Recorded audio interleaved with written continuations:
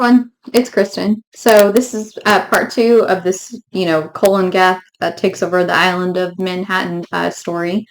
So we lost Doctor Strange, who lost the use of his magical abilities because he'd been transformed. So, like I said, in the previous video, for some reason, mutants, it's super easy for him to manipulate them. So the new mutants have been captured, and since they're young and new, they're even more impressionable. So Kulan Gath turns them into his slaves, his warriors, except for Warlock, who escapes. And he turns to Caliban and Xavier, who he can bind, so he can find mutants even easier. He says, explain what happened. Like, what is that, creature? How did he escape? Find him. And Caliban and Xavier says, I can't, he's alien. I can't explain it to you. I don't know. And he's like, find him at once. And he's like, no. Caliban, want to obey, but Xavier, he doesn't want to. And so he forces him to, and he says, I hear, and then I, Caliban, obey.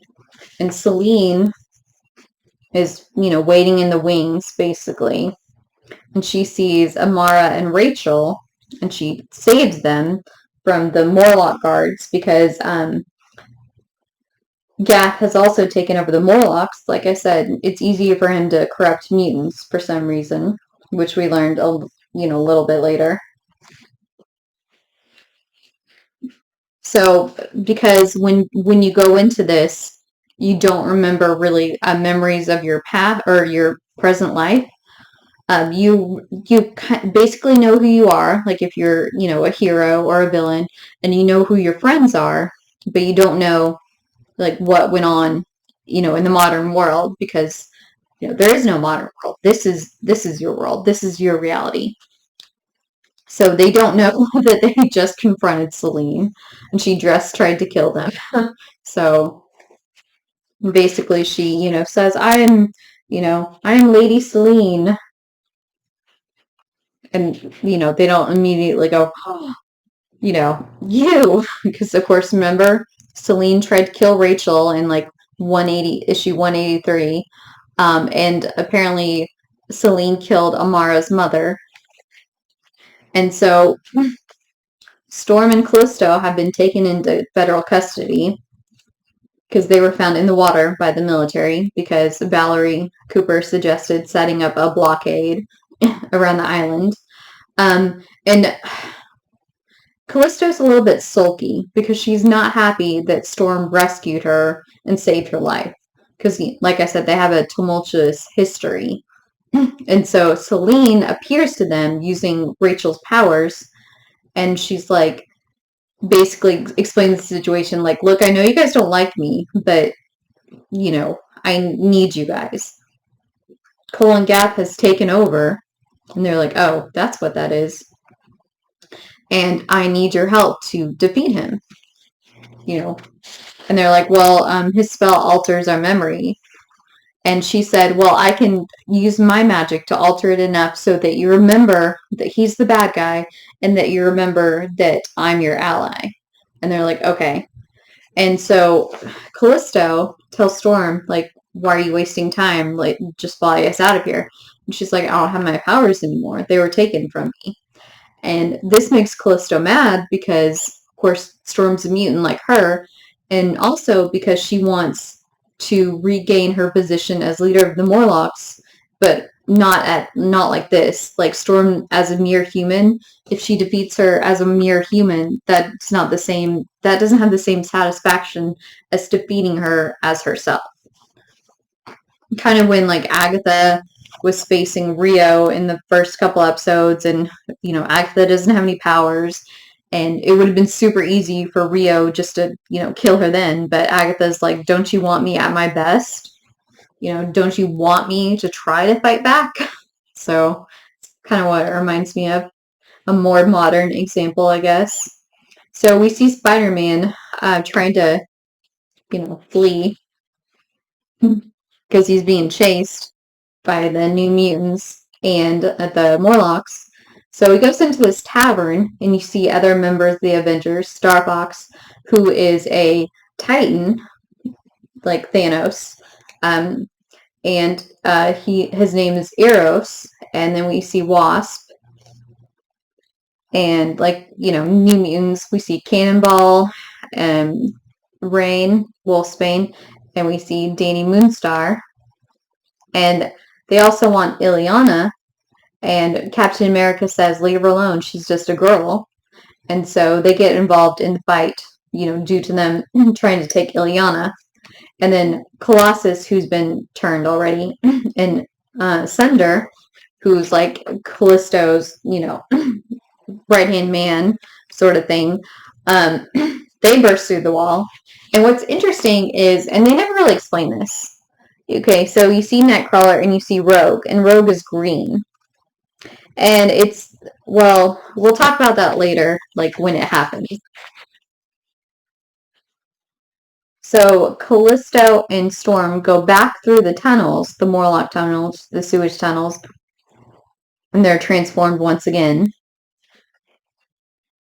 And you can see Captain America, giving his little speech. Even though they're outnumbered, he's like, even though we're outnumbered, we always have hope. And Illyana, being a sorceress, her soul sword is, a great source of her magic. She uses it on Colossus to transform him back, and she tries to get to the rest of her friends. But you could see Sunspot, Roberto, using his powers, but she doesn't, she tries to, change them back, but she doesn't remember that she has powers, that she can teleport. And all of a sudden, they disappear. And Selene appears before them with Amara and Rachel and says, I'm Selene. Kulan Gath is the enemy. We need to work together to defeat him. And then you see Kulan Gath saying, you were always too overconfident. So he snatches her, and now she's his prisoner. And so Storm and Callisto find their way to this tavern also, and they hook up with all the other heroes. And when the Morlocks and the New Mutants, burst back in, everyone's gone. So apparently in the Morlock tunnels, Xavier and Caliban can't find mutants. Like, it's shielded somehow. So that's where they are. And Storm says that mutants, for some reason, are born or cursed, blessed or cursed. Let's see, what did she say? Touched or cursed with magic at birth that gives, she doesn't say powers because they don't realize they have powers per se. So she calls it magic. And since they have magic in them, that's how Kulan Gath can manipulate them so easily. And, Captain America, who, reminds me more of Thor right here with the long blonde hair, says Selene, she's both a mutant, and a sorceress. And Illyana speaks up and says, so am I. If you had known that, would you have defended me like you did? She's like, I'm not like Selene, but Kulan Gath and Selene are one and the same, are the same kind of people. Like, they're like, so basically they make a strategy. We don't trust Selene, but we need her. But apparently she's been captured, so we need to go free her. And Storm says, even though he has great power, we must, use our wits and our stealth and, confound him with trickery in order to defeat him. And Captain America, who's good at speeches, he talks about his entire life has been a crusade against evil, against those who would enslave their fellow man. There's no doubt in my mind that, Storm is right. Some of us are mutants, others aren't, but that is important. If who we are as people, if what we believe in is to mean anything, we have to make this stand. And then, my friends, in the name of those who were slain, Avengers Assemble. And the next issue is called Raiders of the Lost Temple. And of course, Indiana Jones Raiders of the Lost Ark premiered in 1981, so it's kind of a nod to that, I think. So we open on this page, which, like I talked about in the Red Sonja Spider-Man team up, there was that one splash page or pinup page of Red Sonja, and like I said, I like these one page panels. I just think they're really dramatic. So basically, Spider-Man's been captured. They give you like a little bit of a recap of what has happened. And Kulan Gath has been waiting for the chance to get his revenge on Spider-Man. Because Spider-Man is the one who foiled his plans last time. That's why we talked about that issue first. Aside from the fact that I wanted to talk about Red Sonja. And so Spider-Man kind of talks about, kind of does what he does, because of course Kulan Gath can understand Spider-Man and Spider-Man can understand him, but Spider-Man can't understand anyone else because he's the only one that's unaffected by Kulan Gath's spell. Like, he knows who he is, he knows who everyone else is, and I feel like they don't really ever explain why that is, but maybe because he's faced Kulan Gath before and won. Maybe that's why he's not affected. So Kulan Gath says that his power comes from blood, fresh blood. Oh, I think I forgot to mention that when Val was giving the Security Council a report, she said that Kulan Gath, engages in human sacrifices, and it's mostly kids. So that in itself is, of course, really not good. So we see Selene has been given the Doctor Strange treatment so that she can't, use any magic against him.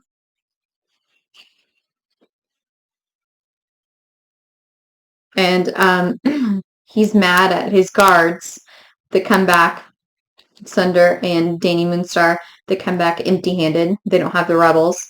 So he turns them to stone. And then he asks Xavier, Caliban, where are they? And he's like, I don't know. I can't find them because, like I said, Morlock tunnels are somehow shielded from him. So he turns them back and says, don't disappoint me again. And Sunder says they're probably in the Morlock tunnels because that, is shielded. From Xavier's powers. So the rebels, they go to this temple, which was the New York Public Library. And, sorry. I don't know. All of a sudden my throat's dry. I'm not sure why that is, but, I'm going to have to continue on because I'm right in the middle of this. So I apologize. I'm sorry if I sound a little bit scratchy all of a sudden. So Janet does a recon, and she sees that all the priestesses of this temple have been murdered, except for one. And of course, she thinks that they're the bad guys because she doesn't know who they are, and they look like it. And they're hanging out with Callisto, who was the head of Kulan Gath's guard. And they're ambushed, and the Scarlet Witch, she's a mutant, so she was easily turned. She tries to get Colossus, but Ileana breaks, her enchantment, and basically, battle ensues, and you see Colossus fighting Vision, and that's what the cover is. And okay, this is what, kind of like, I don't understand. So you see everyone fighting each other, and then you see Rogue. Like I said, she's green, and this guy touches her, whatever, and he gains her green crystal skin. So she's now vulnerable, and she's stabbed in the back, and she dies. So, interesting. she says, I've absorbed his humanity. My gem forms become flesh and blood.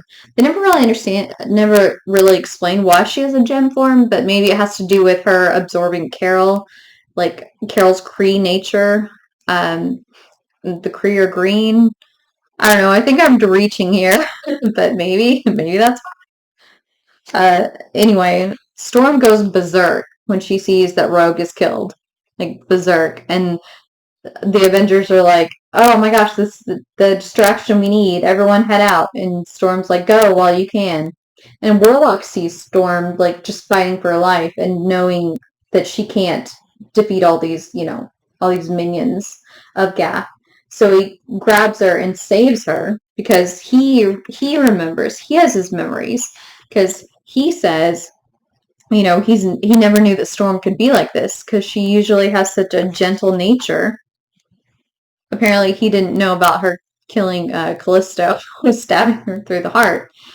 Anyway, they probably don't tell the New Mutants everything, and they're off-world quite a bit. So basically, he grabs her, but they can't really. Again, they can't understand each other.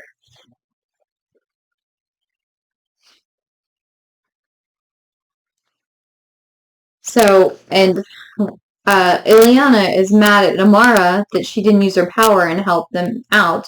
And Amara kind of like freaks out and says, I was scared. I didn't know what to do. And Colossus is like, shame on you, little sister. So Danny is standing over, sees that Cannonball, Sam, has been killed. Rain, Wolfsbane, has been killed. Eros and Starfox and Eros and Wasp have been captured, and Eros is turned into a creature so beautiful that no one can resist, and Wasp is turned into, this hideous, like, winged creature, because her greatest fear is becoming a wasp, an actual wasp.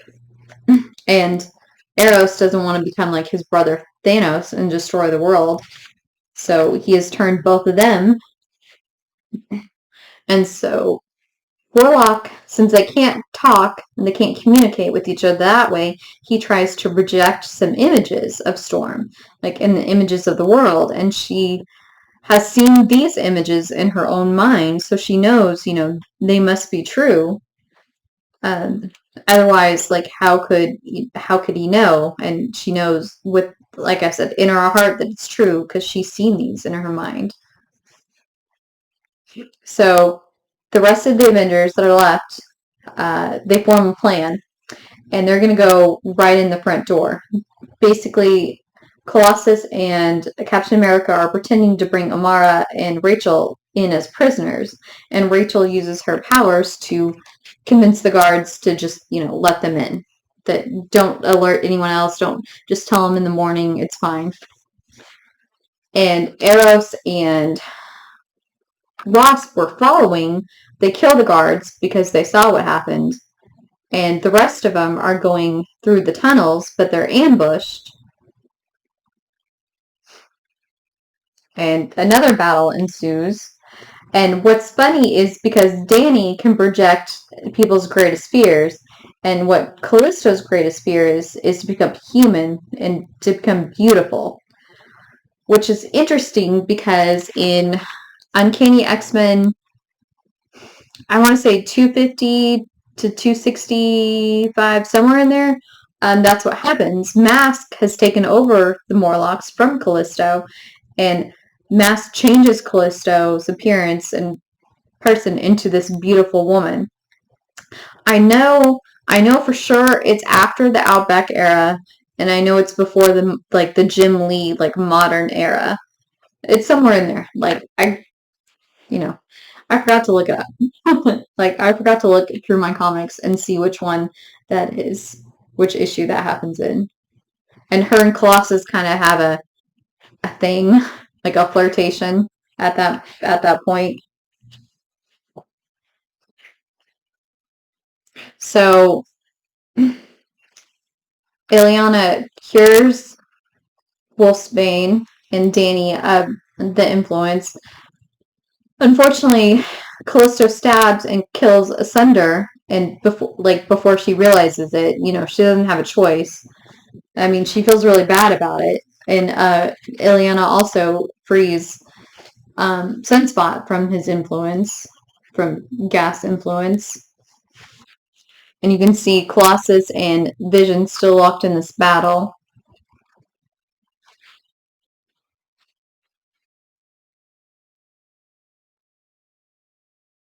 But unfortunately, yeah, Vision dematerializes and then materializes inside of him, basically causes him to explode. That sucks. So I mean, a whole lot of characters die in this story. It's crazy how many die. And this knocks out Captain America, knocks him to the floor, and you see Spider-Man, just hanging there, watching all of this. And he's still weak, he's chained up, and Rachel can feel his agony. And then the Scarlet Witch surprises some of them and turns them to stone. And Spider-Man just says, enough, that's it, I can't take this anymore. And he tries to tell them, the amulet, get the necklace, the amulet, that's the source of his power. But of course they can't understand him. But Woodlock can understand him, so he works out a way to tell Storm. So Storm, Warlock flies Storm down, she grabs the amulet, but what happens is it looks like Amara grabs it from her. But it wasn't really Amara, it was Celine in disguise this whole time. So who basically just biding her time, waiting for this moment. So Amara was the one that was disfigured and had no mouth. And Rachel said, I'm so sorry, I knew it this whole time, but I couldn't tell you. She wouldn't let me tell you. And Warlock, he's basically dying, and he's like, I'm not going to last much longer, but if I pass my powers, my life essence onto you, you can save everybody. And he says, I warn you though, once you become like me, you can never be human again. And Storm says, there are worse fates. So she cries and is in agony from this transformation, and it is kind of cries for who she was and she can never be again. And she does the same thing to Celine, except she keeps her life essence, her life force, her, yeah, the life glow. So renders her, basically helpless, which breaks the spell. And since Gath has died, that's broken his hold on everyone. So Captain America, Doctor Strange is free. And he says, basically, since the world is still the way it is, he can't undo it because he can't undo it by himself because it's taken on a life of its own. But with Ileana's help, he can do it because she has this, innate magic combined with his own, with her mutant ability, and with her, he senses her, let's see, an extraordinary ability to manipulate the forces of time itself, which we kind of saw this, because she teleported her and Sam away from danger, and they somehow ended up 2 weeks in the future. She's not in at this point, she's not in super control of her powers. So, yeah, so that happened. So, yeah, there has been, at least I think that happened before this story. If not, I feel like they added it to the story to kind of give credence to what Doctor Strange said, maybe. So they end up in his Sanctum Sanctorum, and he says, basically, we've gone back in time to the moment before the spell was cast, and in doing so, we prevented it. And so Professor Xavier raises the question of Ileana, okay, she knows magic, so should she train with you? And he says, I can't teach her anything, about magic right now. She needs growth and enlightenment. And that's best done with people that she loves and that love her. And of course, later she would train under Doctor Strange, but I feel like he just thought she was too green, too young at the time, and still basically just finding out her powers because she didn't become magic, until X-Men 160, and she, when she gained 7 years in like a couple of seconds. And this is Uncanny X-Men 191, so she was still pretty new to all that stuff, and basically new in her mutant powers as well, since the time she transformed from magic, she was, just 14, and usually mutants get their abilities at 13. So basically, Storm says, well, this sucks. With X-Men save the world again and nobody knows. And Captain America says, I know, and for what it's worth, I thank you. I feel like, yeah, it's funny because like the whole X-Men 97, Captain America rogue interference or confrontation, I feel like Captain America kind of forgot that the X-Men have been on the side of good and saved the world so much. But at the same time, of course, he is definitely, a by the book, government abiding citizen, unless he feels like the government is wrong, of course, because, Civil War, that's the whole reason that happened, is because he didn't feel like the government should be allowed to regulate superheroes. He didn't want to register. Anyway, I just thought that was interesting that he's like, I'll remember. So, and then this, on the last page, we see Nimrod. And this, I believe, is the first appearance of him. And we see the necklace just laying there in a pool of water. And it sinks down into the ooze and the muck. So, like I said, I thought that was an interesting story. It was a fun jumping off point from Red Sonja and Spider-Man to that story. So I hope you guys enjoyed like the Halloween videos I did where, I did the costumes. I decorated the mansion for Halloween, and I mean, of course, I'm going to decorate it for Christmas too. So stay tuned for that. But yeah, just thanks for, joining me in my videos and for liking them, commenting, sharing. I really appreciate it. These are really fun for me to do because I feel like a lot of times I don't have someone that I can just like talk about X-Men with like so much that or comic books, superheroes in general. So it's fun for me to do these videos and feel like I'm talking directly, to you guys. So anyway, I'm not quite sure what video I'm gonna do next, but like I said, there are going to be Christmas videos coming in December for sure. So if you love Christmas like I do, you should definitely tune in for that. So until next time, bye.